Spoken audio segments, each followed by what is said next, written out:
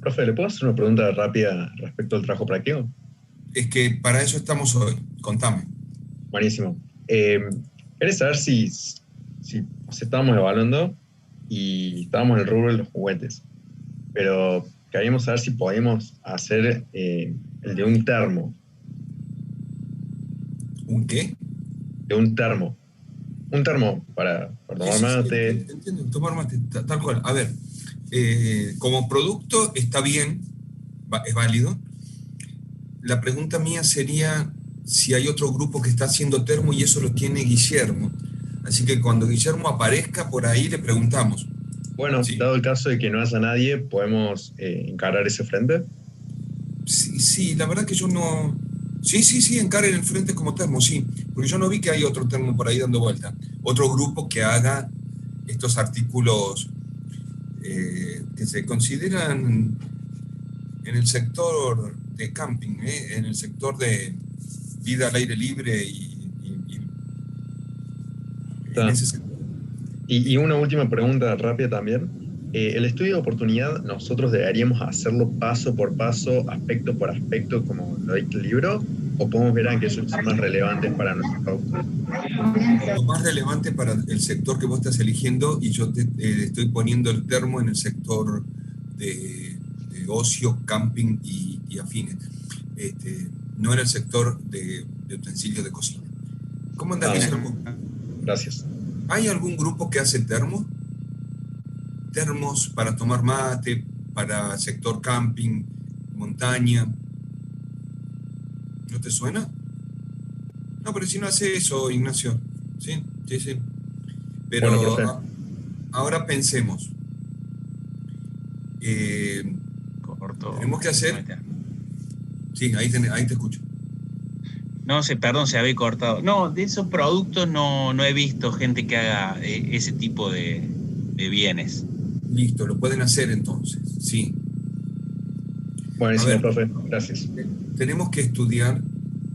eh, no es necesario que estén todos los ítems en el estudio de oportunidades, pero sí lo más importante y relevante para tu proyecto. No puede dejar de estar la situación actual del país en términos de PBI, en términos de sector económico y en términos de sector económico del termo. Y si vos querés cambiarlo de sector, buscale el mejor sector que tenga para poder estudiar el producto. De hecho, es un producto que ya está en periodo de crecimiento y de maduración, así que es un producto que tenés muchísimos datos. Buenísimo, profe. Gracias.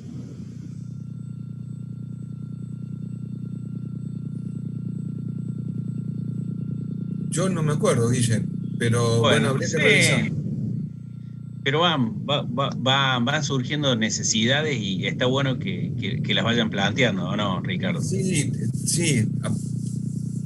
Además, el sector hay que plantearlo en la realidad del 2021 y esta realidad del 2021 es totalmente diferente a todas las realidades anteriores. Así que hay que Tampoco. estudiarlo muy bien. Hay que ver en el sector la parte de subsidios, la parte de incentivos financieros, económicos, jurídicos, que me habiliten a la empresa, Ignacio. Y Sí, para sí. todos, eso es lo que tengo que poner en el estudio de oportunidades, pero también tengo que escribir qué tipo de alcance tiene el proyecto. Alcance, uno de los primeros es determinar vida útil. La vida útil del proyecto es de 0 a 10 años, a 10 periodos. Empiezo el 1 de enero de este año y tengo un año de construcción y un año posiblemente el primer año que sea construcción y desarrollo del proyecto. El segundo año empieza a trabajar con una cierta cantidad un programa de producción ambicioso sería el 40% el primer año, el 60% el segundo, el tercer año ya tengo el 80% y el cuarto año ya llego al 100%. Digo, eso es un programa de producción ambicioso, difícil de conseguir porque en los primeros años, entre que pongo la empresa a punto, entre que logro que todo el mundo esté Sí, afinado a la entrada y la salida del producto, pero es ambicioso. y que te compren. Y Porque que muchas además pueda veces, vender todo. Claro, porque todo, ¿no? muchas veces tenés todo el dinero, tenés todos los equipamientos, pero no tenés compra, o sea, no estás vendiendo. Entonces, no es tan lineal, che, pongo la máquina y vendo. Muchas veces vemos esos trabajos y dice, compré la máquina y vendo. No. Hoy ver cuáles son los parámetros importantes de los sectores económicos, de la balanza de pago, de los sectores de importación y exportación, los indicadores financieros y económicos de Argentina están muy diferentes al 2018, al 2019, al 2015, al 2014, están muy diferentes a otros años. Tengo que ver cómo me inserto también en un mercado internacional o dentro de los parámetros nacionales, cómo me inserto en distintos mercados que están haciendo. Todos tienen que tener estos elementos del sector que están hablando y del mercado que están hablando. Desde el punto de vista del estudio de oportunidades. El estudio de oportunidades no es la oportunidad que tengo sino el estudio de oportunidades es un combo de estudios que van paralelos a eso, no para determinar si tengo o no oportunidades, porque ya la estoy determinando con el sector y con el producto, sino para ver cuáles son las posibilidades de desarrollo de mi proyecto dentro de ese sector económico, que lo tengo que determinar en función del alcance. Entonces, las palabras clave, alcance y oportunidad. ¿Pero qué es el alcance? Determinar geográficamente dónde está inserto mi producto, desde el sector microeconómico geográfico, a un sector macroeconómico geográfico también. Puede ser Córdoba y después puede ser el sector macroeconómico, el centro de Argentina, la región central argentina. Puede ser Córdoba y la región noroeste argentina, puede ser Córdoba y Argentina, o puede ser Argentina y el Mercosur. A ver, o solamente puede ser la región del departamento Punilla y el macroeconómico ser Córdoba. Tengo que determinar cuál es mi sector geográfico que yo voy a implementar y eso es parte del alcance. ¿A quién está orientado el producto que yo tengo? Eso es parte del alcance. ¿Cuál es mi política de precio? Sí, desde la compra hasta la venta, hasta el servicio postventa, desde la compra hasta el servicio mayorista, desde la compra hasta el servicio minorista. ¿Dónde se termina mi precio de venta y cuál es mi precio de venta del mercado hoy? Bueno, en definitiva, cuanto más valores logre insertar en estos dos estudios que estamos haciendo, mejor va a ser el desarrollo posterior del proyecto. Yo tengo que poder medir si en el sector geográfico que estoy eligiendo, en el microsector geográfico y en el macrosector geográfico, tengo la capacidad de mano de obra especializada que yo estoy necesitando. Tengo que medirlo a eso.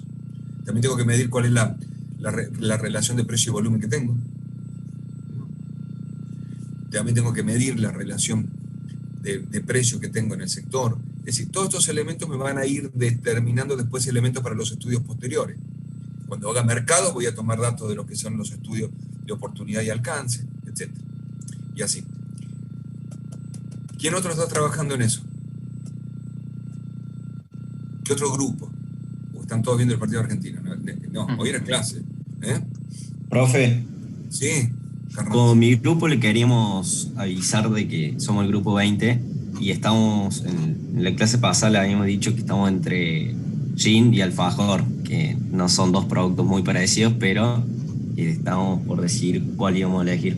Y le queríamos avisar de que elegimos alfajor. Pero ya hay grupos que hacen alfajores, así que...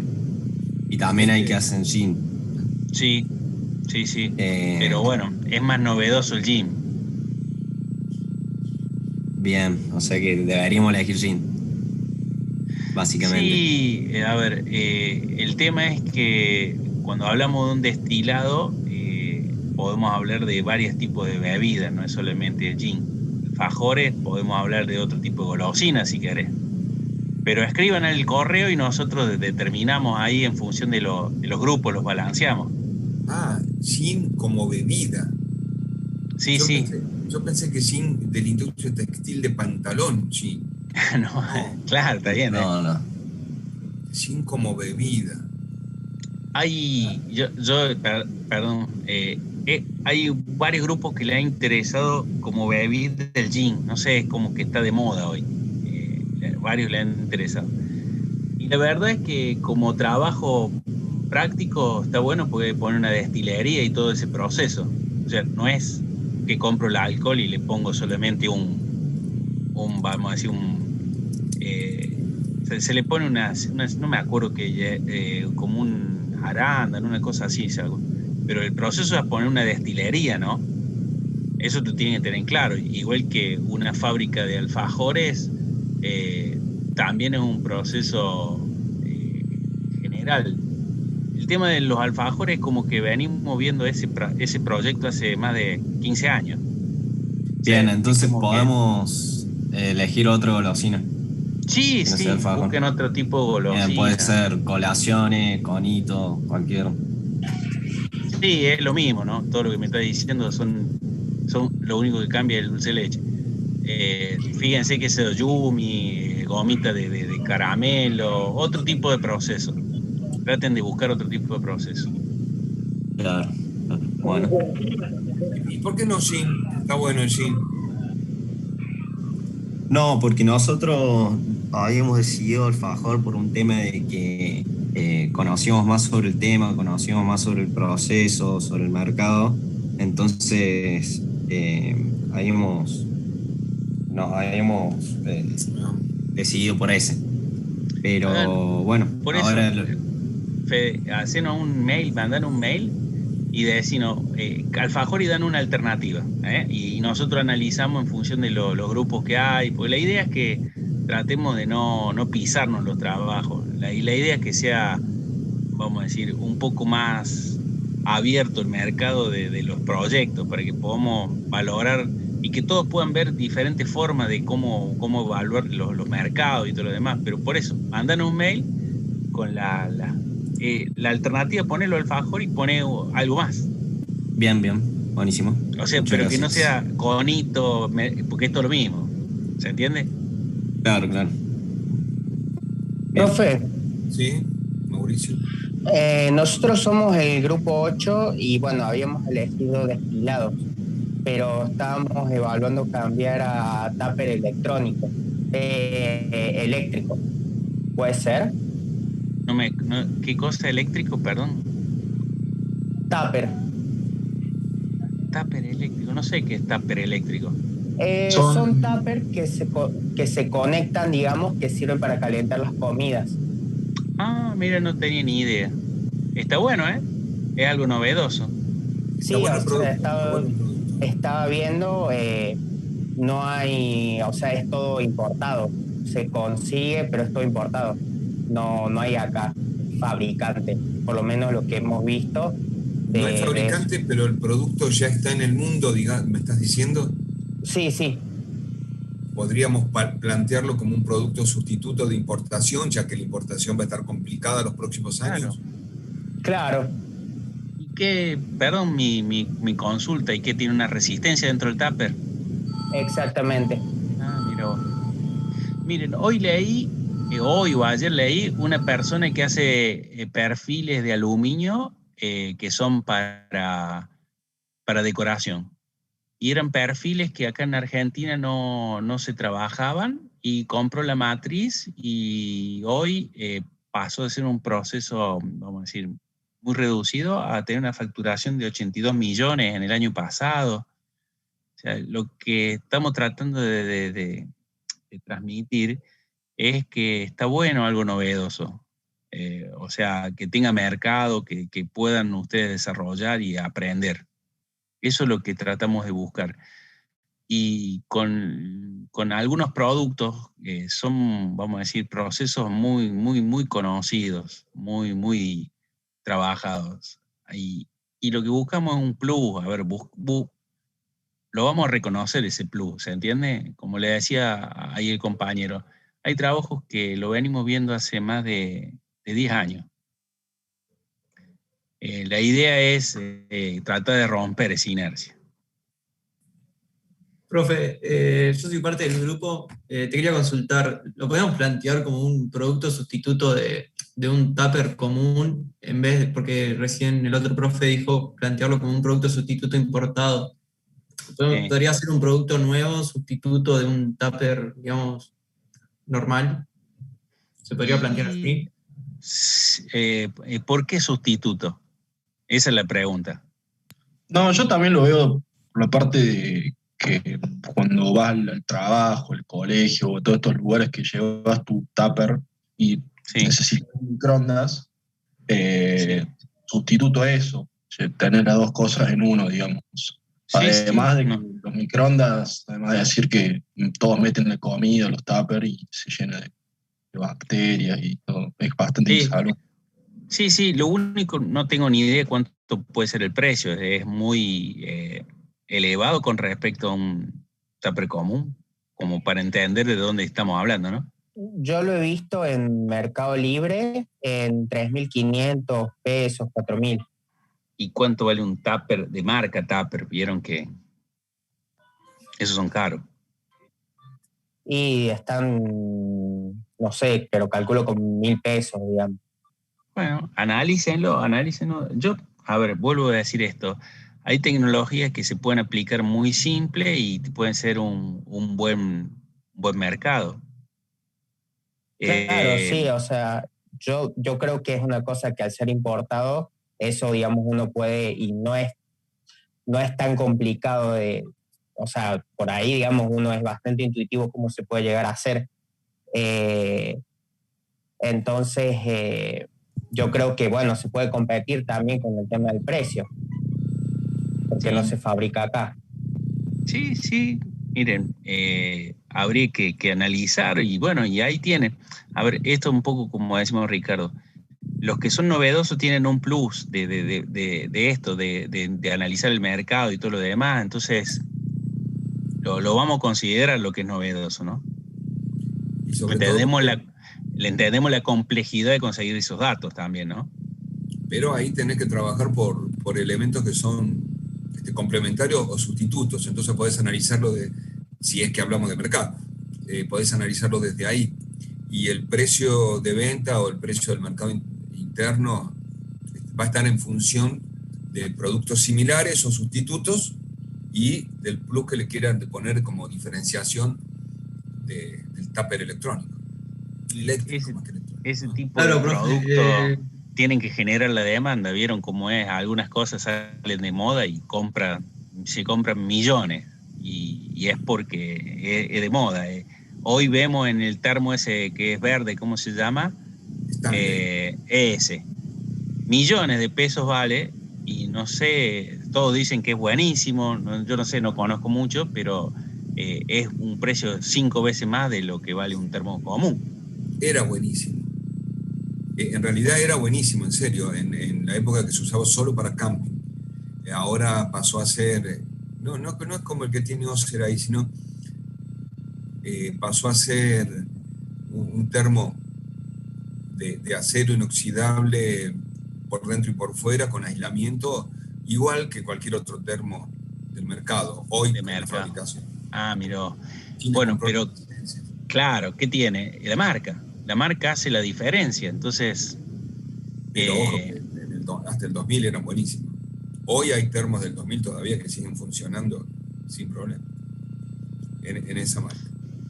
Profe, y bueno, ¿tiene alguna recomendación donde podemos empezar a recopilar información, o sea, de cómo es el proceso o cosas así?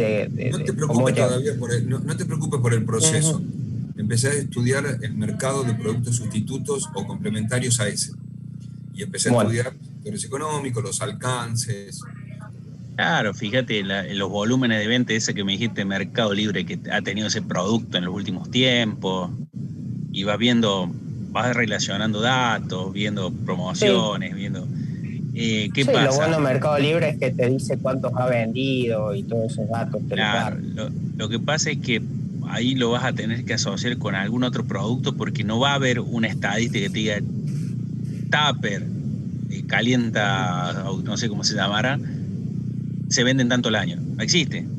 No va a existir ese dato. Entonces lo tenés que vincular con lo mejor con la densidad demográfica, con el ingreso de las personas, eso normalmente va a ir a un sector medio, vamos a decir, medio, ni siquiera medio bajo.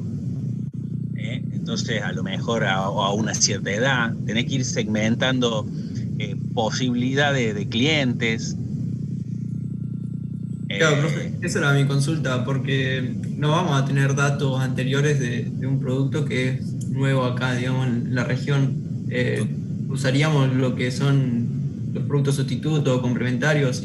Claro, recuerden, ustedes pueden hacer fuentes primarias o fuentes secundarias. ¿Qué sería una fuente primaria? Pueden hacer encuestas, pueden hacer encuestas conocidos. Lo que pasa es que siempre esas encuestas son tendenciosas. El año pasado estaban haciendo un cepillo de bambú, ¿te acordás, Ricardo? Entonces sí, decían, ¿usted compraría un cepillo que sea sustentable, que sea moderno, ecológico y que sea barato? Y nadie iba a responder que no. Se le daba, todas las encuestas le daban que compraban 100%. Y bueno, había sido una encuesta tendenciosa y incorrecta. Y solamente le preguntaban a gente que eran compañeros de la universidad. A ver, esto no quiero decir que salgan hoy en medio de la pandemia a hacer encuestas en la calle, pero que entiendan que el mercado no es solamente un sector, salvo que orientes a eso. Mateo, lo que... Claro, lo que sí, o sea, sería más un sector de trabajadores, por ejemplo. Yo creo que sería orientado a eso por el momento. Bien, ese segmento buscalo vos y definilo vos, pero el punto es que voy a estudiar este producto nuevo y novedoso que no existe en este mercado, comparándolo con herramientas de elasticidad de productos sustitutos o complementarios, depende de los valores que encuentre y depende de los valores de elasticidad que me den. Entonces lo estudio como sustituto o lo estudio como complementario, pero estudio la demanda de otro producto que me relaciona con el producto que yo estoy tratando de insertar en el mercado. Los resultados van a estar en función de eso. Claro.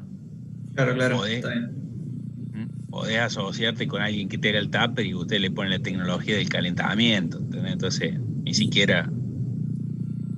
Y hoy digo, siempre se estudian los mercados hoy, en el año que estás, porque el año que viene el mercado es otro. Ejemplo de esto es que en el año 90 los que tenían celulares pertenecían al sector económico ABC1. 30 años después, todo el mundo tiene celular y no pertenecemos a ese sector. Entonces los parámetros con que medíamos en aquel momento hoy no tienen validez. ¿Se entiende? Digo, lo llevo a un extremo, pero si vos haces este mismo estudio para tupper eléctrico con calentamiento dentro de 2 años, donde el producto esté inserto, no va a tener el mismo valor que hoy que no esté inserto en el mercado.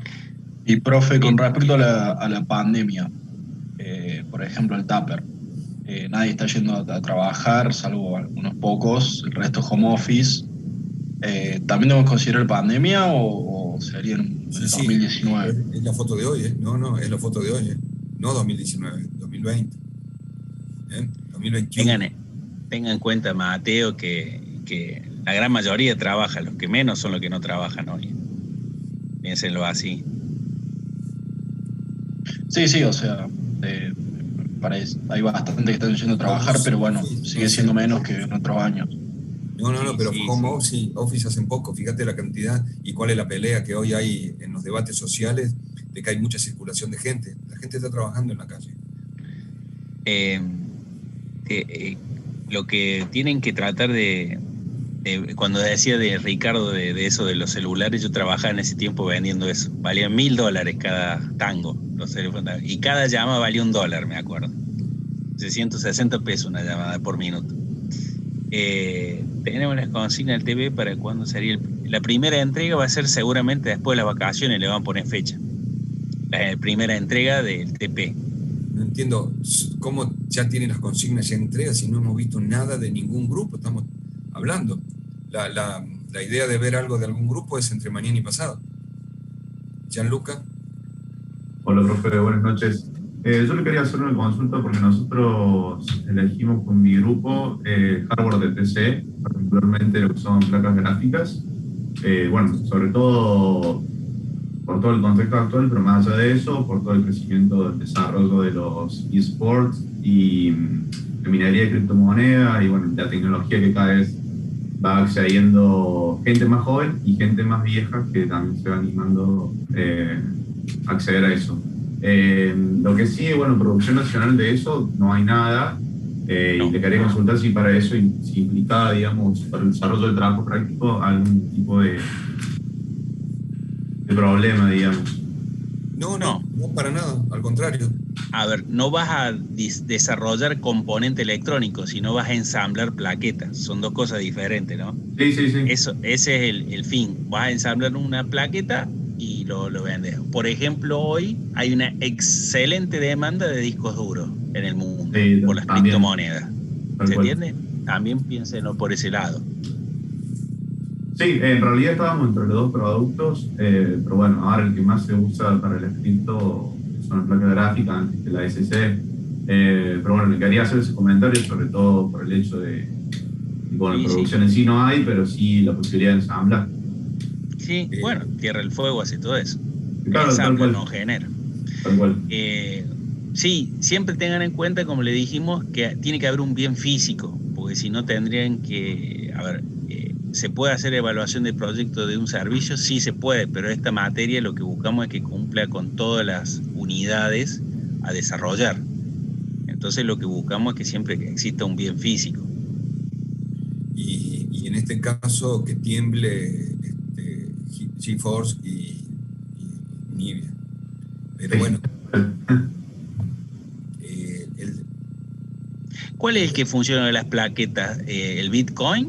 Porque la criptomoneda china...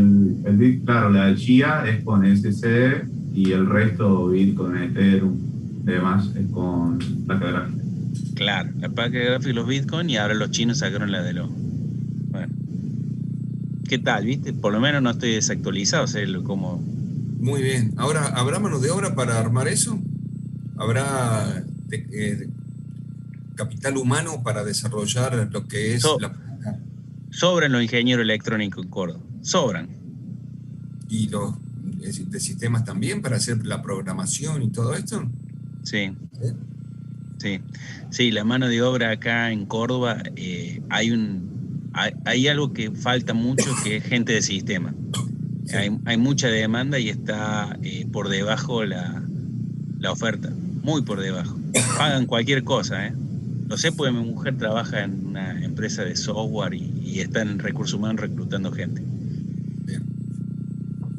Bien. Bueno, Sol, lo que tengan mañana, todos los grupos lo vamos a repartir. No digo mañana, digo el jueves. Lo vamos a repartir para poder ir viendo uno por uno, ya que están tan avanzados. Hoy es comentario general para que el que escucha le sirva lo que está escuchando y el que pregunta defina su grupo. Cuando nos dividimos el jueves va a ser para hablar grupo por grupo en forma individual. Sigamos charlando generalmente, en genérico.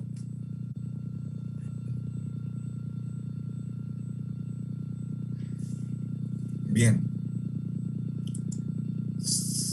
Sigamos charlando, dije. ¿Qué le pasa a los demás?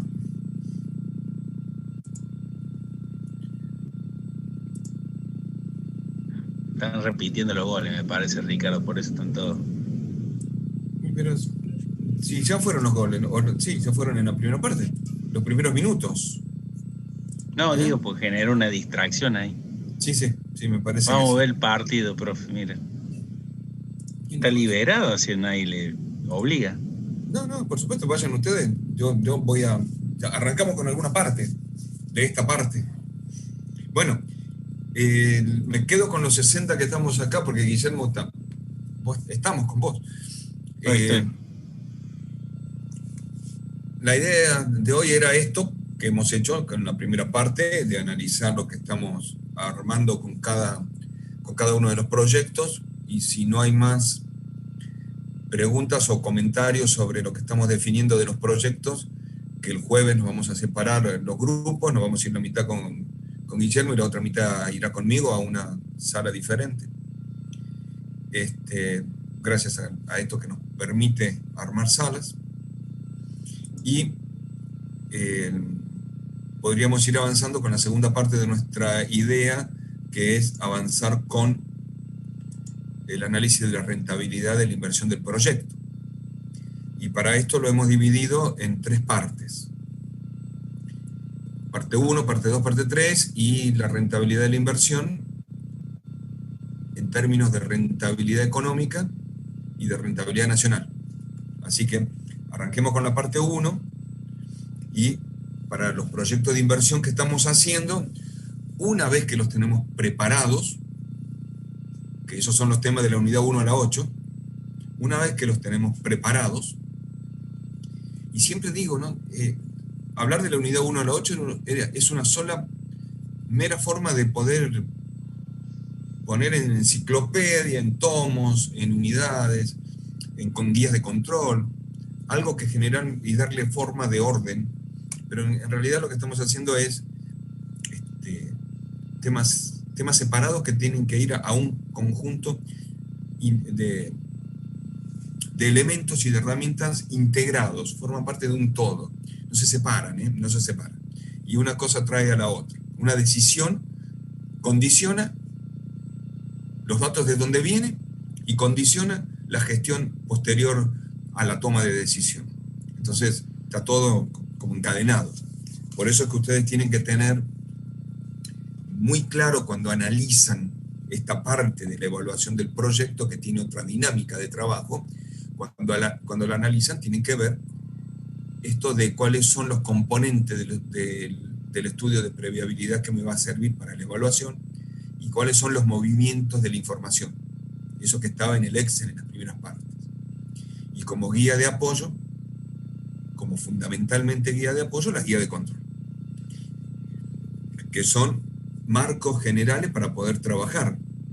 En un proyecto pueden ir cosas diferentes, valores diferentes, o algo más, algo menos, pero tienen que estar en esta línea de trabajo, en este marco. No porque lo diga la cátedra, no porque lo diga yo, que somos más que a veces repetidores de tecnologías y de herramientas que ya están impuestas en otros lados, sino porque la ONU marca para este sector de países este tipo de evaluación y este tipo de formación. Quiere decir que vamos a tener que tener en cuenta una evaluación técnica, una evaluación de la rentabilidad y una evaluación de la temporalidad. No es lo mismo un proyecto de vida útil 10 años, como es lo pautado para esta región de Latinoamérica, 25 años para Estados Unidos, 50 años para China, así son los proyectos que se temporalizan. Y no es lo mismo una evaluación técnica en países en vías de desarrollo, países fronterizos o países desarrollados. Esa evaluación técnica es totalmente diferente. Y no es lo mismo la evaluación de la rentabilidad en términos de cuáles son los indicadores de la rentabilidad comercial o los indicadores de la rentabilidad nacional que se utilizan en cada uno de los sectores. Tampoco el valor de esos indicadores. Lo que acá puede ser un proyecto de bajo riesgo, en otras partes del mundo con otros indicadores, llega a ser un proyecto de alto riesgo o de mediano riesgo, no quiero exagerar. Entonces nos vamos a parar en este análisis del proyecto desde 2 puntos de vista. Uno que es la rentabilidad comercial y otro lo que es la rentabilidad nacional. La rentabilidad comercial es la mirada que me da el inversionista o lo que me pide el inversionista, mientras que la rentabilidad nacional es el impacto que tengo desde el sector económico que pertenece, desde el país. Es decir, cómo impacta mi proyecto en el entorno que está puesto, cómo impacta en el país. A eso se refiere. Entonces fíjense que las miradas o los puntos de vista objetivos de la rentabilidad nacional y comercial son diferentes, son muy diferentes.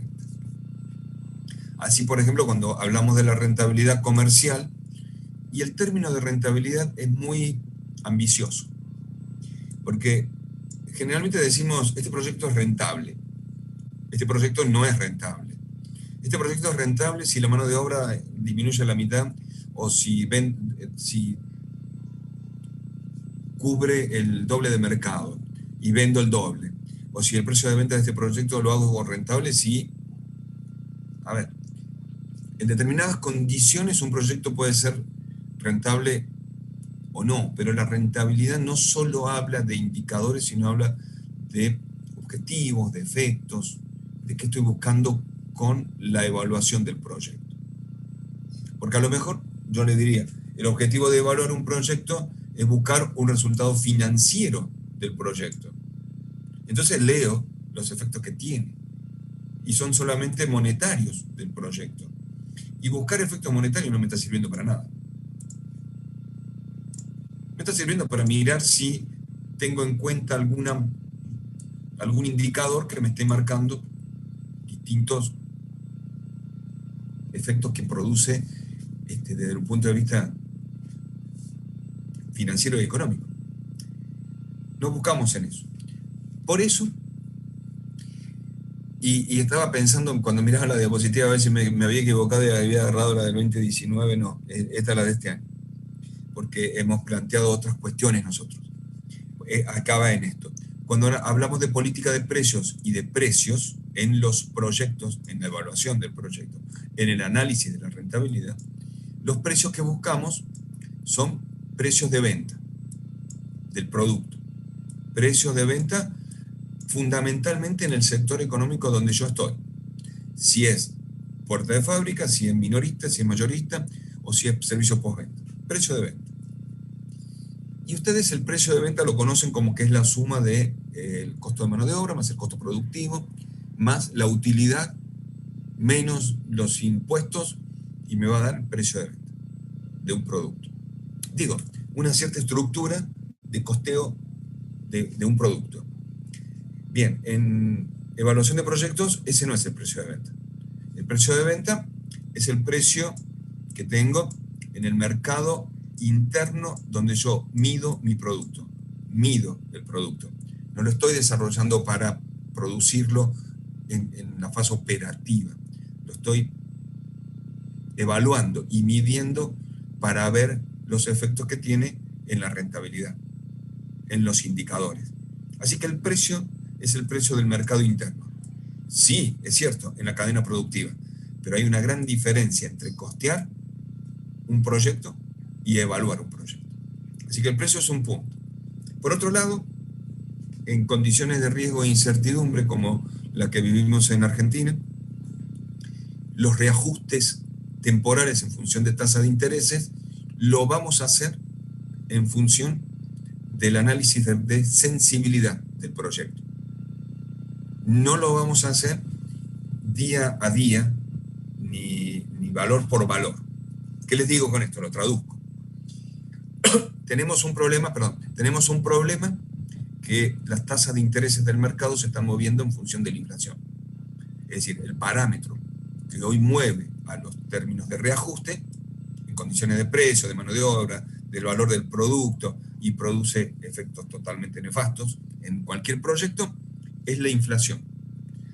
Pero yo tendría que reajustar continuamente los precios, los reajustes temporales, continuamente, en función de los precios de la inflación o de la tasa inflacionaria que esté de referencia, que podría ser la interanual, la de mi sector económico, la del trimestre último y que afecte el trimestre posterior, pero no sé en realidad, pero es la tasa de interés que afecta al mercado de capitales, que modifica la tasa del inversionista. Bueno, esa tasa la vamos a utilizar solamente en el último sector de la evaluación del proyecto cuando hagamos los reajustes en el análisis de sensibilidad. Eso es una pauta que ponemos para evaluar el proyecto en países que tienen condiciones inflacionarias de nuestro estilo, de nuestro país.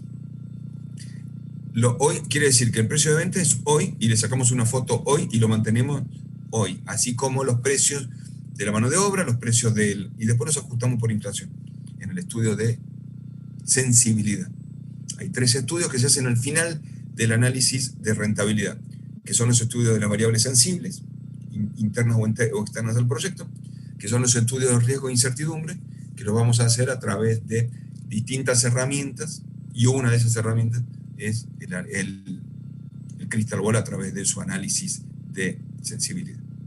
Y de Perdón que te interrumpa, Ricardo. Eso es muy importante, porque todos los ejercicios o todos los trabajos prácticos nos preguntan todos los años, y le sumo inflación, le bajo, no, estable todo el año, y con otra herramienta le vamos a dar ese grado de dispersión que tiene o variación por el factor de inflación. Es así de simple. Igual que lo del precio, perdón que me meta, Ricardo, pero es fundamental. Todo el mundo hace el costeo y después si le sumo un 30%, un 20% y salgo a vender eso. Pero el precio de mercado está un 70, 80%, se dejo de ganar 30 o 40% de ganancia, porque entonces es muy común caer en ese error. No es un error, es lo que venimos aprendiendo en los años anteriores. El precio no lo maneja, vamos a decir, los costos. Los costos determina si vos estás dentro o fuera del parámetro para ser renta, para ser, vamos a decir, competitivo. Y además le cambia la esencia a lo que estamos haciendo, el criterio y el concepto. No estamos haciendo un proyecto, estamos evaluando un proyecto. Y lo que buscamos Alguien quería preguntar. Sí, alguien quería preguntar, no sé quién. Profe, yo una consulta con esto del precio. Entendí bien eso de que se toma el del mercado, no se costea, pero creo que daba otra alternativa ahí que decía como que era, si no, lo que efectivamente paga la empresa. Esa parte no la entendí. Me vuelvo a ver, ¿qué dice? ¿En la diapo, acá? Sí, o efectivamente proyecto. Claro, tu termo, lo vendés, competís con Stanley y es el efectivamente que paga el proyecto. ¿Cuánto pagas vos? El mercado paga un precio y ¿cuánto pagas vos? Perfecto, hace referencia a lo mismo. Sí. Claro, o sea, ¿cuánto la oferta? Si vale, vamos a ponerlo. Bien. Se te corta, Guille, ahí, ¿eh? Pero seguimos. El precio es el precio en el mercado donde yo compito, que puede ser diferente al precio en otro lugar, ¿eh? Por eso tengo que definir muy bien cuál es mi sector económico y cuál es mi mercado en términos geográficos y en términos de valores. Sí, Guille. Espero, ¿ahí se escucha? Ahora sí. Ah, bueno, sí, profe. Espero no haya dicho las malas palabras cuando estaba sin bloquear el micrófono. No se escuchó mucho. Esa parte no se escuchó. Menos mal. Bueno. Hay una porción, a ver, muchas veces consideramos que remarcar un costo hace una buena ganancia, pero lo que puede estar provocando es que no puedo ganar lo suficiente. ¿Esto qué quiere decir? Si le pongo un 30 y el mercado me pide que sea un 50, me está dando una alerta. Me está diciendo el mercado que si todos ganan un 50 es porque es muy variable el mercado. Entonces necesitan un gran margen de adaptación. Esto cuando estamos hablando de un mercado estable. Ahora, cuando un mercado creciente, un producto nuevo, le podemos sacar el 300%. Yo siempre digo, los spinners, ¿se acuerdan los chicos cuando jugaban con esos spinners? ¿Sabes cuál es el Ricardo? Ese que gira. Claro, los primeros que vendían salían como 500 pesos. Y después de 2 años te compraba un helado gris y te regalaban 2. Entonces, el mercado daba el precio, no el costo del producto. Es un gran ejemplo, sobre todo. No el cliché de spinner, sino... Muchas gracias. No, Gaspar, estamos para que nos pregunten a ver que existe gente del otro lado. Como elementos para trabajar, y esto se lo estoy debiendo yo en una clase, ya lo vamos a hacer, nos va a llevar unas 3 horas de trabajo, pero es un flujo de fondos operativos, un flujo de fondos financieros. El flujo de fondos operativos y el financiero se diferencian en que en el financiero yo tengo posibilidad de préstamo. O sea, puedo tomar deuda a corto plazo y puedo tomar deuda a largo plazo. Realmente la interpretación de estos flujos de fondos me van a determinar si mi proyecto es un proyecto viable al financiamiento externo o si es un proyecto que solamente se va a mover con inversiones y con capital social. Entonces, el flujo de fondos me define un elemento de análisis, sí, una herramienta para poder leer valores del proyecto, pero además me está definiendo si el proyecto me sirve y en qué condiciones para tomar deuda, para tener préstamos, o sea, que el proyecto funcione con préstamos, porque los préstamos me van a determinar también valores a futuro, indicadores del proyecto. A ver, préstamos.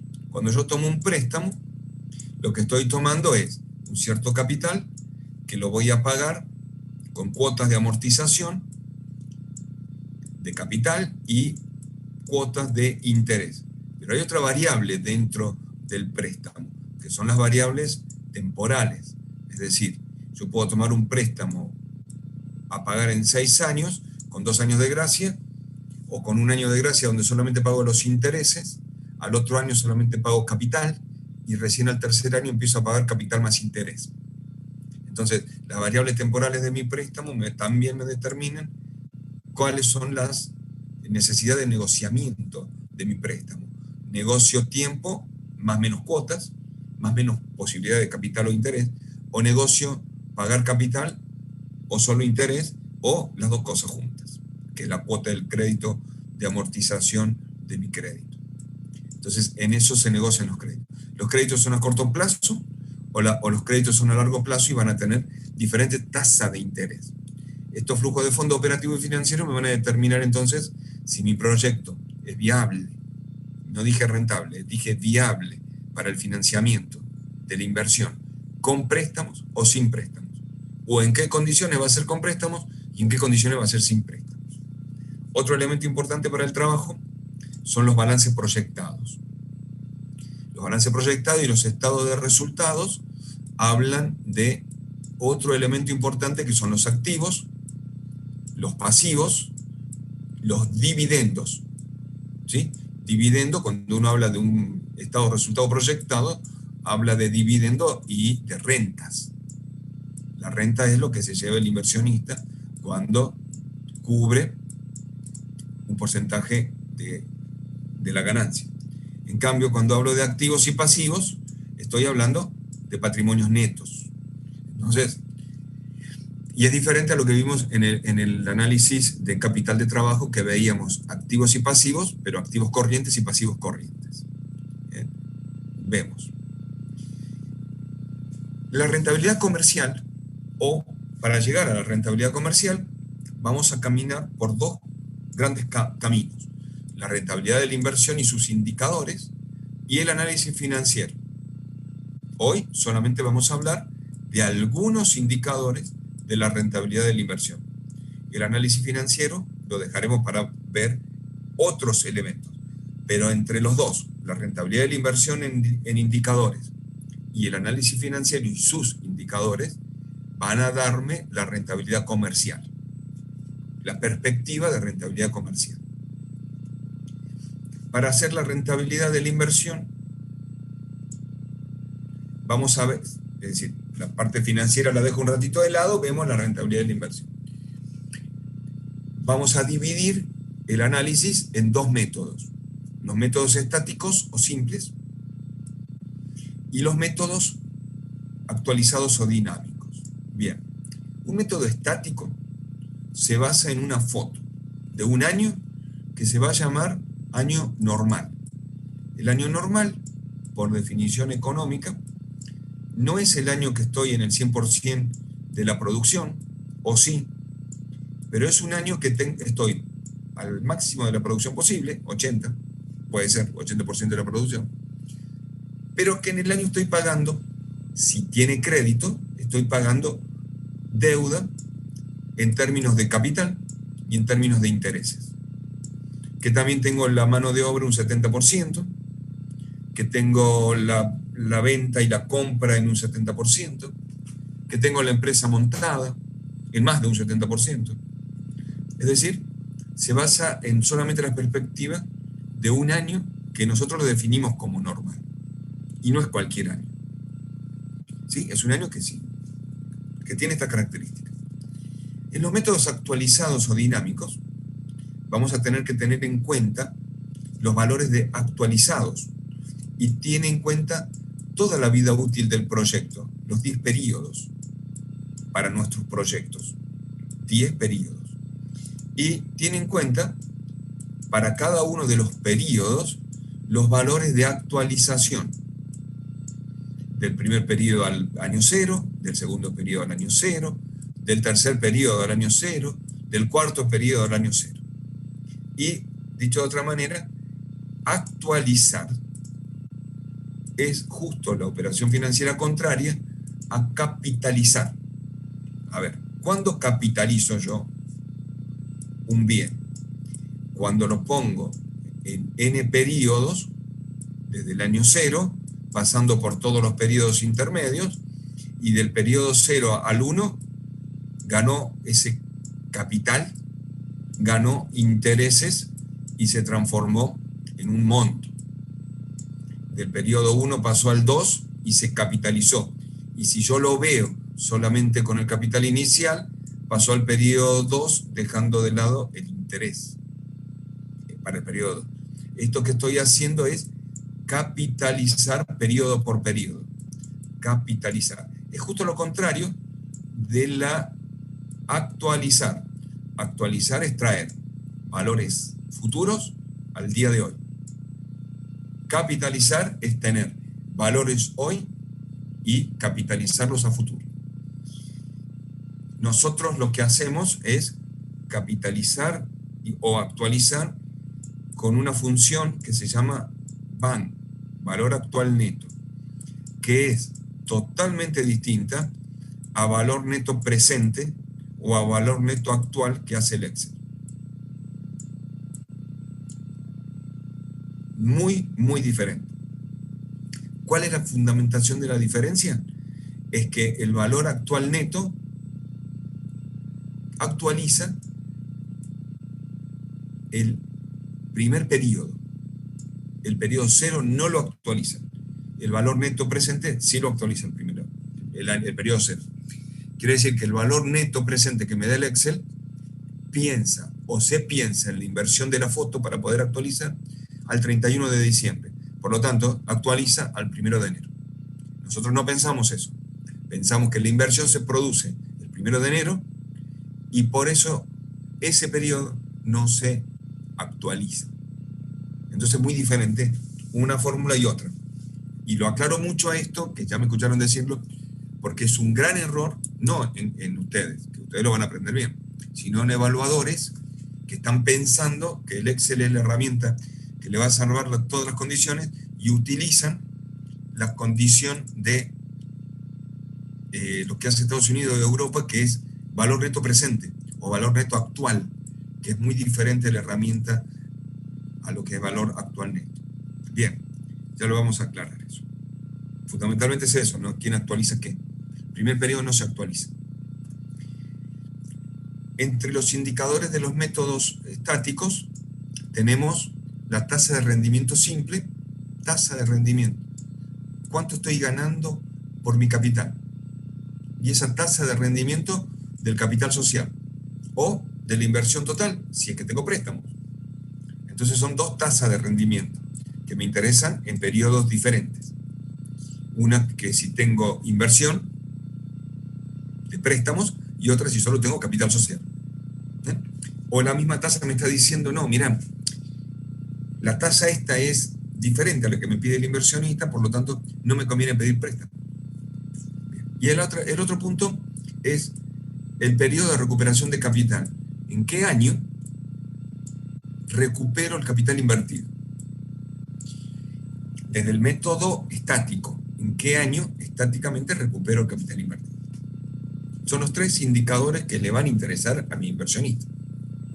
¿Cuánto gano por año? ¿Cuánto gano si tengo inversión de préstamos? ¿Y cuándo recupero el capital?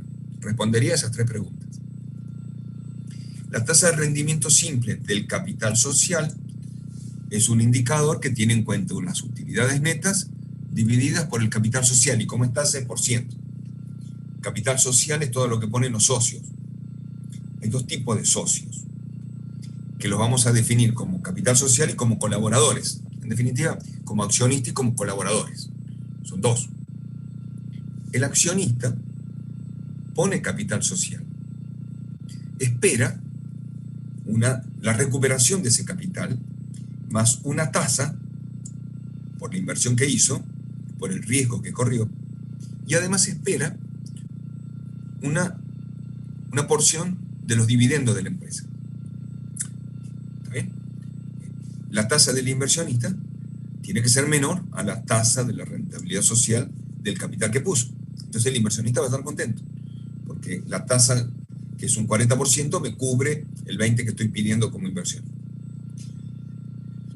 El otro tipo de colaborador solo recupera el capital más una tasa de riesgo por poner ese capital en juego en mi empresa. No está pidiendo división de dividendos ni de renta. No comparte la ganancia, solamente comparte el riesgo de poner plata.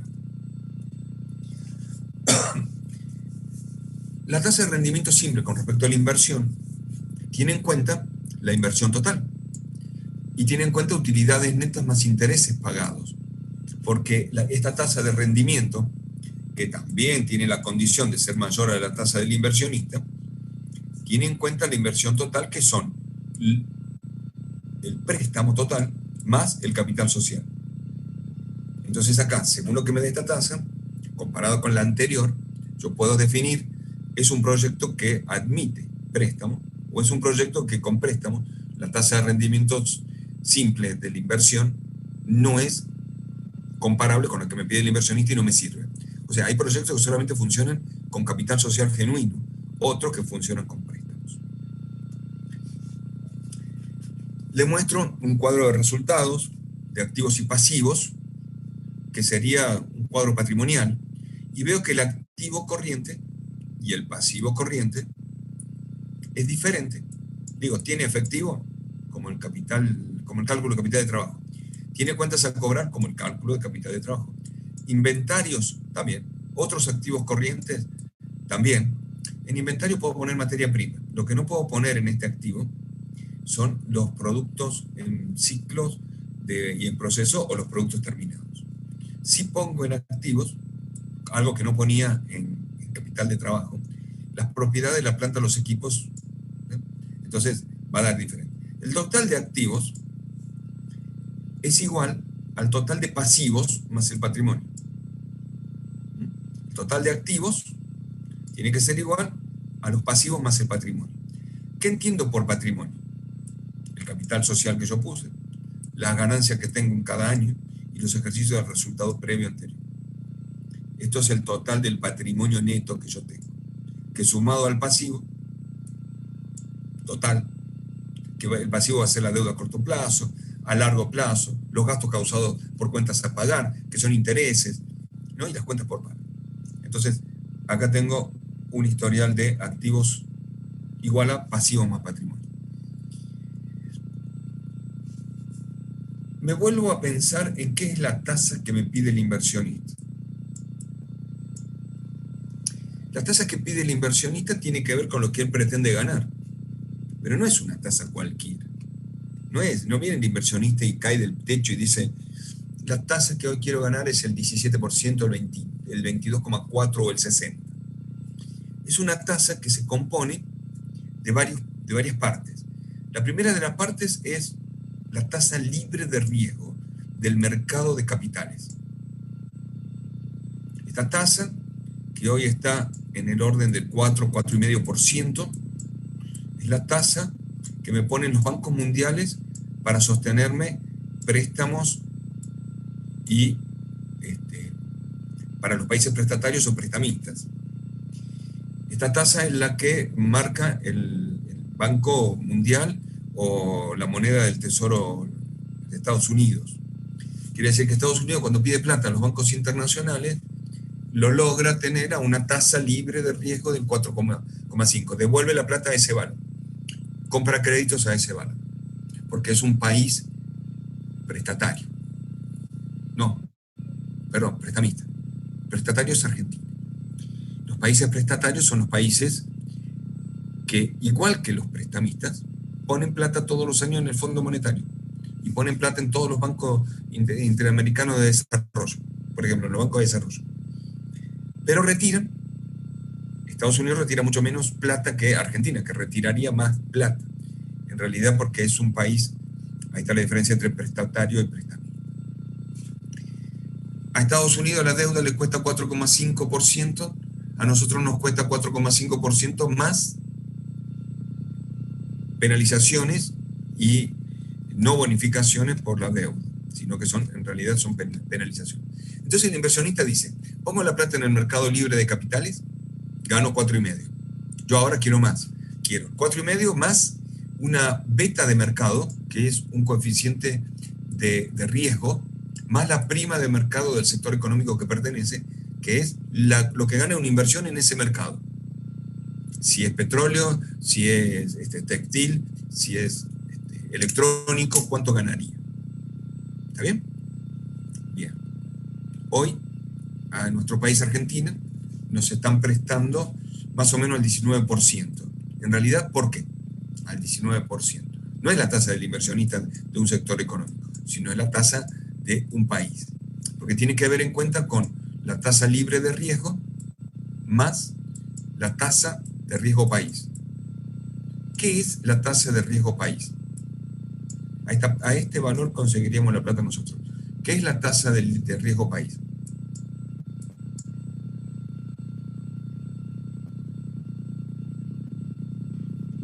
¿BI por PM, profe?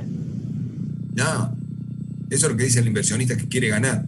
Él quiere ganar lo que pondría la plata en el mercado de capitales al 4,5 más un montón de pesos, de porcentaje más, sacado con estos dos indicadores. El beta del mercado más la prima del mercado. Pero, no. Argentina va a pedir plata y le dicen, no, te vamos a prestar plata al 19,5%, al 20%, al 22%. Va a Uruguay, la consigue al 8%. Va a Bolivia, Bolivia consiguió plata al 6%, en épocas de Evo Morales. Digo porque yo hablo de datos, no hablo de quién maneja cada país, ni qué política o gestión económica hace cada país. Chile hoy consigue plata al 10%, nosotros al 20%, al 19,5%. Y encima lo aplaudimos. Les digo, a ver, ¿qué es la tasa de riesgo país? Resulta que Argentina y los países se encontraron, desde 1930 en adelante, con la dificultad de generar plata. Entonces hicieron un banco. Todos ponían plata en el banco y el banco tenía respaldo en dólares, en oro y en dólares. Llegó un momento que el oro se acabó y solamente quedaron los dólares. Entonces yo, para tener 1.000 millones en la calle, tengo que tener 1.000 de respaldo en dólares. Eso pasó en diciembre del 90. Entonces se armó la convertibilidad. No, 96 por ahí. Se armó la convertibilidad. Tenía tanta plata afuera como dólares adentro. Y dije, el dólar y la cantidad de moneda que tengo el respaldo circulante y el respaldo en el banco, es 1 a 1. Entonces, listo, $1, $1. Así quedamos también en el 2001, con $1, $1. Porque llegó un momento donde no se podía sostener, no era real eso, sigue siendo no real. Resulta que en el 1930 crean el banco. Todo el mundo pone plata ahí y el banco vuelve a prestar la misma plata tuya a los demás. Llega un momento donde presta tu plata en 2 o 3 veces, a 2 o 3 personas distintas. Entonces se le genera un déficit de plata. La balanza comercial de pago se cae. ¿Qué hace entonces el banco? Genera bonos. Los bonos no tienen valor. Bonos. Los bonos son Bondex 2001, Bondex 2003, Bondex. Cada uno se diferencia en el otro en que tiene distinto capital, distinto tiempo de pago y distinto tasa de pago. Y también puede emitir con el tiempo el Banco Central y la Casa de la Moneda, Tesoro argentino, letras, los que se llaman letras del Tesoro, y tienen distintos nombres, depende de cuándo la van emitiendo. Estos bonos y estas letras cotizan en los bancos mundiales. Y así viene Rockefeller y dice, compro 1.000 millones en bonos. Pone los 1.000 millones y se lleva papel. Ese papel dice que Argentina te va a pagar dentro de un cierto tiempo, y es como sacarme plata a mí, una cosa así. Yo te doy el papel y obviamente que yo te pague va a ser distinto. Entonces yo te digo, la tasa a la que te voy a prestar la plata, a devolver la plata va a ser al 20%. Che, qué buena tasa. Pero las letras te voy a devolver a un 30, a un 37, hoy están las tasas en 37, cuando la inflación está en 45, te voy a devolver una tasa al 37%. 38, acá voy a acomodar esto con un cerito, al 38%. Che, qué bueno. Está más caro que la tasa del banco, me conviene. Compro letras. Resulta que cuando yo las vengo a cambiar por plata a fin de año, vos me decís, no, te las renegocio, te bajo la tasa, te quito capital o no te las pago nunca. Entonces, la tasa de riesgo país es un porcentaje ponderado de los 10 bonos que mejor cotizan en bolsa del mercado internacional. Y hoy esa tasa estaba en 1.560. Cuando yo era chico estaba en 8%, en 10%, en 20%. Hoy cambió la unidad en que se mide en puntos. Y cuando uno dice 1.500, hoy estaba en 1.500, ponele 1.500, quiere decir que está hablando de 15%. Cuando dice 2.000, está hablando de un 20%. Esa es la tasa de riesgo país, el porcentaje ponderado de capital y de tasas de los bonos y letras más cotizados en el mercado, o que mejor cotizan en el mercado. En términos, tiene que ver con los términos de credibilidad. ¿Por qué tiene que ver con los términos de credibilidad? Porque yo tengo que subir la tasa de los bonos al 20, al 30, al 40% para poder venderlos. En realidad yo te entrego papel, vos me entregas dólares, pero yo te prometo pagarte un 20, un 30% más. Hoy está tasa de riesgo país 15, más 4,5 la de libre de riesgo, la tasa en la Argentina está 19,5%. Así se calcula esto. En cambio, me vuelvo al inversionista. El inversionista dice 4,5 más lo que yo quiero ganar. ¿Cuánto quiero ganar en el riesgo del mercado y en el mercado? ¿20%? Por lo tanto, te voy a pedir a vos 24,5 que me devuelva este proyecto. ¿De dónde sale el beta? El beta es una inversión del mercado que depende de la rentabilidad del mercado donde está. Y varía. El beta para mercados competitivos está alrededor del 1%, puede ser mayor del 1% si el riesgo es muy grande, menor al 1% si tengo riesgo bajo. Lo consiguen y se desarrolló este coeficiente en Colombia. Digo porque estamos jugando contra Colombia, pero bueno, no, en serio, se desarrolló en Colombia. Bueno, sigamos con algunos otros indicadores. Me quería detener en eso para que tengan en cuenta algunas variables financieras de las cuales se habla mucho y a veces uno no sabe de dónde viene. O sí. Un índice de rentabilidad sobre activo mide la relación que hay entre la utilidad operativa, utilidad bruta, utilidad operativa, utilidad neta, la diferencia entre operativa y bruta, utilidad operativa después de impuestos. A la neta le quito los impuestos y le sumo las depreciaciones. No, al revés, le quito la depreciación y le sumo los impuestos. La utilidad operativa sobre los activos me da el índice de rentabilidad sobre el activo. Buscamos que este índice sea lo más grande posible, porque cumple dos funciones.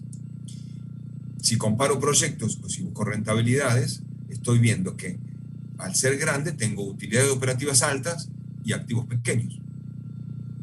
Me conviene. Utilidad sobre el patrimonio. Voy a la utilidad neta sobre el patrimonio neto. Este índice también yo quiero que sea un índice de valor alto, el mayor posible. Otro índice que vamos a ver es la utilidad sobre la venta. Y utilidad sobre la venta, utilidad neta sobre ventas totales, en un año dijimos, me da un índice de cuántas veces entran las ventas en la utilidad.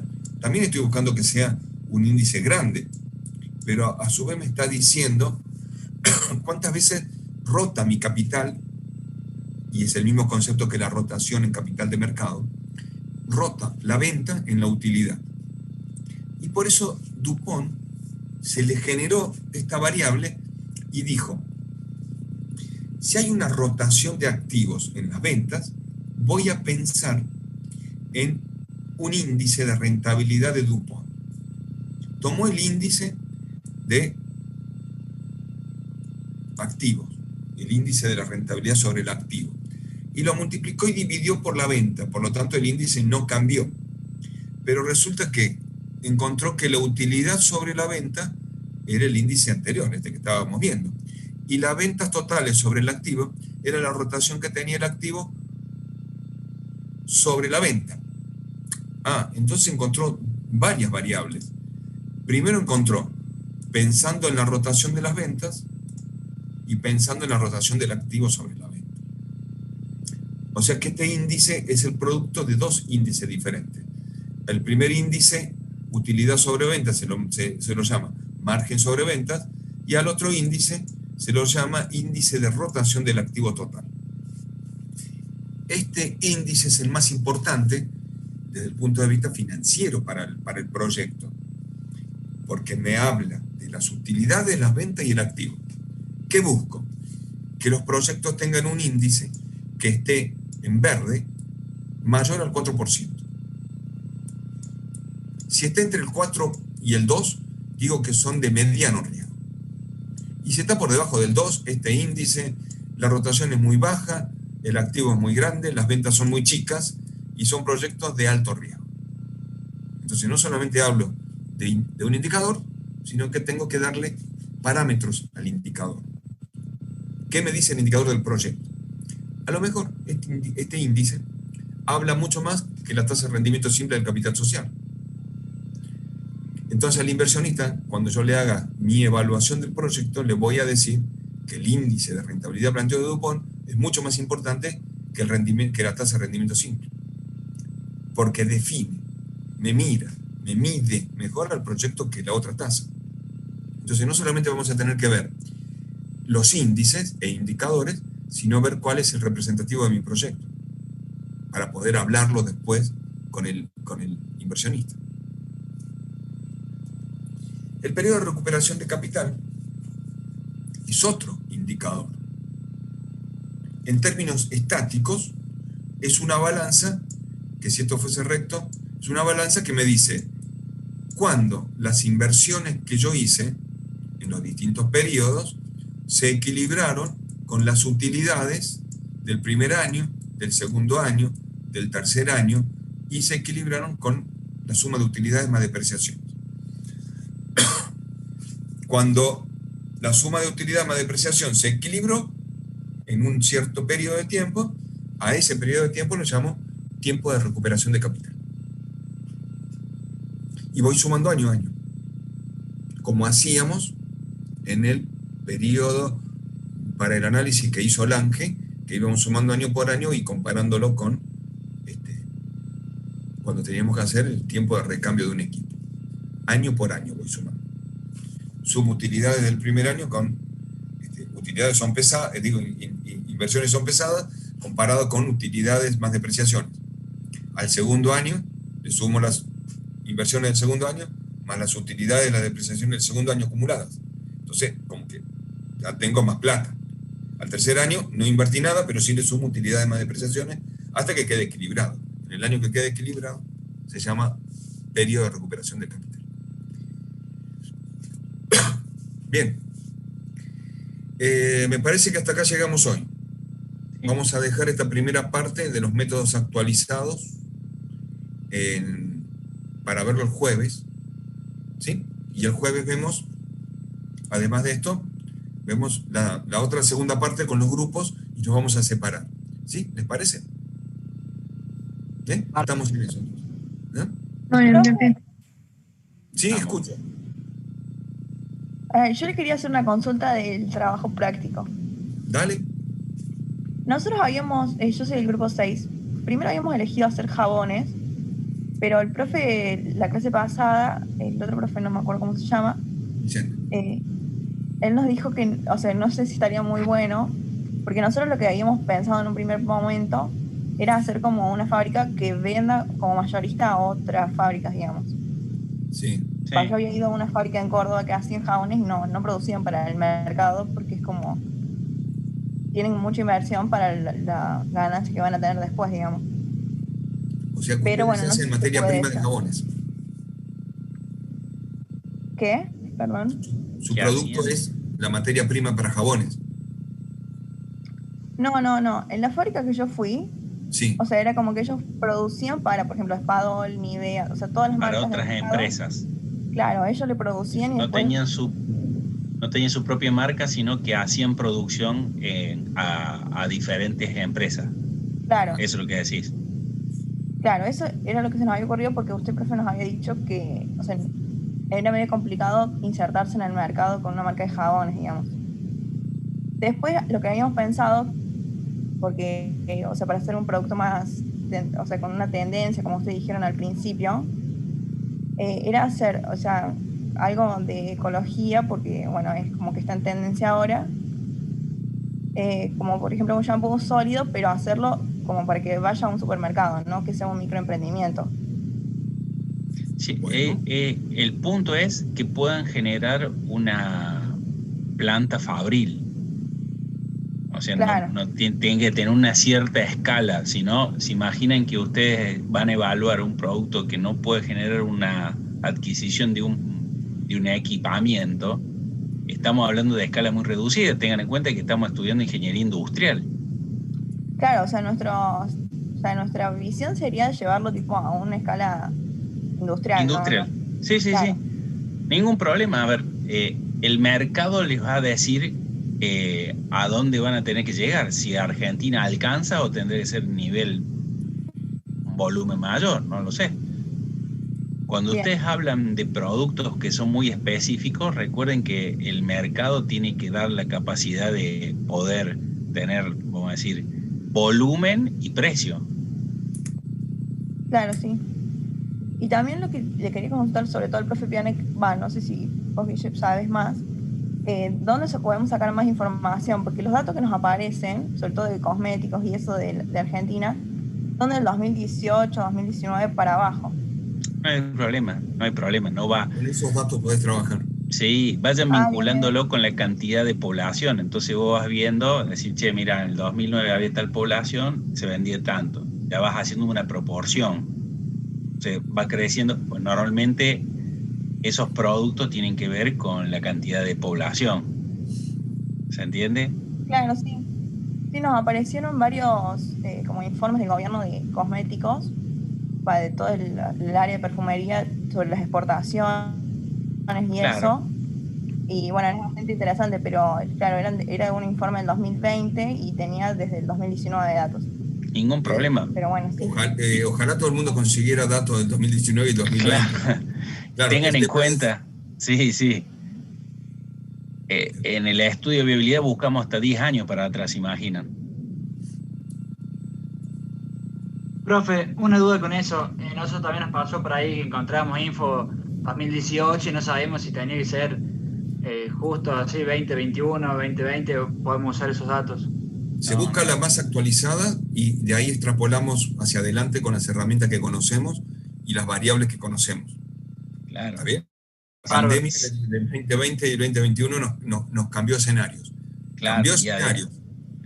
Sí. Y si vos tenés más hacia atrás, lo que te va dando es que cuando tires la proyección hacia adelante esté más estable la curva. No es lo mismo sacar los datos históricos de 3 años que tener unos 15 años. Entonces te va estabilizando, vamos a decir, las proyecciones.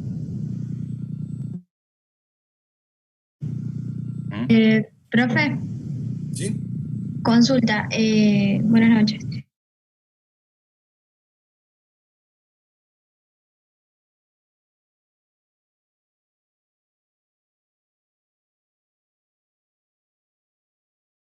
El ladrillo que en el reciclaje y demás del plástico. Y estuvimos investigando y analizando los productos sustitutos y demás que tiene. Y por ejemplo encontramos mucha diferencia de precio en los ladrillos de cemento, por ejemplo. Entonces por ahí eso como que, por ejemplo, un ladrillo de PET está 190 pesos y un ladrillo de cemento ronda entre los 60 y 100 pesos. Claro, pero el tema es que vos estás apuntando a otro tipo de segmento. El que te va a comprar un ladrillo ecológico no lo compra por precio. Claro, entonces por ahí no sé si analizar los productos sustitutos dentro de lo que sería lo ecológico o analizarlos también en general. Lo podés analizar como producto sustituto, pero resulta que ya en el mercado tenemos ladrillos ecológicos que tienen diferentes características de termoaislación, acústica y liviandad, y que no son portantes. Entonces van a servir para distintos tabiques o desarrollos, pero ya hay productos, ¿no? Yo lo analizaría como producto sustituto o complementario si no tengo productos iguales, pero hoy tengo ladrillos ecológicos de ese mismo estilo. Bien, y después en cuanto a... Rocío, escucha, si vos determinaron que hay, vamos a decir, ladrillos ecológicos a 90 pesos, quiere decir que hay mercado de ese precio. Caemos a lo que hablamos del precio. No te podés comparar con un ladrillo común a 60. Claro, sí, porque además de que tiene el valor agregado de lo ecológico y demás, pero por ahí se nos va a dificultar mucho en cuanto a buscar datos históricos, como es un producto muy nuevo. No, pero vos tenés que buscar precios, vamos a decir, o historia de construcción de los ladrillos comunes. Tu posibilidad es ganar mercado en ese segmento, y dependiendo qué tipo de ladrillo hagas, como dice Ricardo, si es portante o no. Después, a ver, cuando el jueves se párense y lo vamos viendo. Y lo vemos. No, pero por ahí va, Sheila, por ahí va ese análisis. Definan el sector económico y definan los distintos alcances y pónganle valor a eso, pónganle datos. Y el jueves lo terminamos de ver. Listo, profe, gracias. O sea, lo que estamos tratando de decir con Ricardo es que ningún producto que ustedes elijan, el que sea, le va a aparecer una estadística puntual de eso, salvo que la encarguen y la paguen. Sí, y por otro lado van a tener que aprender a leer los datos que hoy circulan en todos lados para poder hacer proyectos. La misma dificultad que van a encontrar en todos, y ahí vamos a tener que aprender a tener criterios, selección, análisis de datos. En los trabajos, ya los dejo ahí, perdón Ricardo, el trabajo siempre van a tener que citar la fuente donde sacaron ese dato, ¿no? Sí, y la credibilidad. Ese es otro punto, la credibilidad del dato. El error de dispersión y la credibilidad. Profe, yo recién le pregunté por cambiar el producto. Quería saber si casa prefabricada puede llegar a ser un buen producto. Sí. Industrializados. Que el tema es entender qué proceso industrial van a hacer. Los paneles, vamos a decir, la casa. Sí, los paneles. Bueno, tirame un mail ahí con un poco de detalle para más o menos y te damos el ok. No hay problema. Entendemos que sí. Bueno, ¿Qué pasa? Cuando hablamos de material físico, estamos hablando de producir un material físico, no ensamblar un material físico, ¿se entiende? Ahí por eso está esa línea delgada. Pero bueno, se escucha bien ese. Tirame las líneas para ver cómo lo encuadramos. Si no, el jueves cuando nos juntemos. Dale, excelente. Bien, chicos, nos estamos viendo el jueves a las 9:30. Dale, Guille, gracias por todo. Gracias. Estamos viendo. Chao.